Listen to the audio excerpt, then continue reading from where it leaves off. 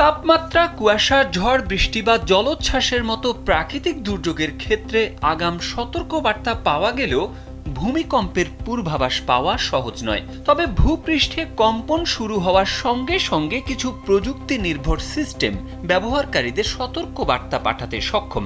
এর মধ্যে সবচেয়ে জনপ্রিয় গুগলের আর্থকোয়েক অ্যালার্ট সিস্টেম সহ কয়েকটি অ্যাপ রয়েছে। গুগলের আর্থকোয়েক অ্যালার্ট সিস্টেমটি ভূমিকম্পের উৎস, মাত্রা এবং নিকটবর্তী অবস্থান জানায় ও নিরাপদে অবস্থান করার পরামর্শও দেয়।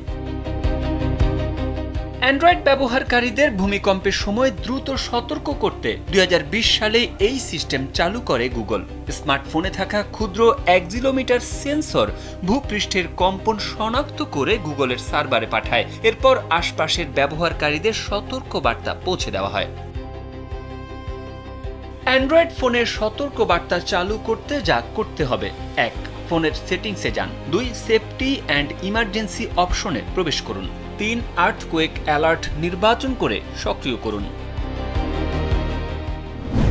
মাই আর্থকোয়েক অ্যালার্ট বিশ্বজুড়ে 1 কোটির বেশি অ্যান্ড্রয়েড ব্যবহারকারীদের কাছে জনপ্রিয় এই অ্যাপটি। এটি একটি ভূমিকম্প মনিটরিং অ্যাপ, যেখানে তাৎক্ষণিক কম্পন, পূর্ববর্তী ভূমিকম্পের রেকর্ড সহ বিভিন্ন তথ্য পাওয়া যায়। অ্যাপটি গুগল প্লে স্টোর থেকে নামিয়ে বিনামূল্যে ব্যবহার করা যাবে।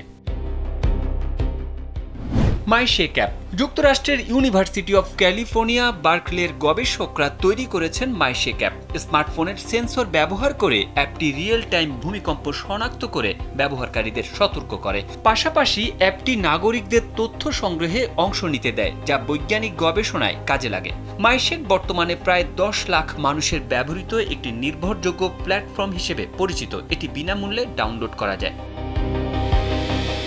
তারেক আহমেদ, কালবেলা।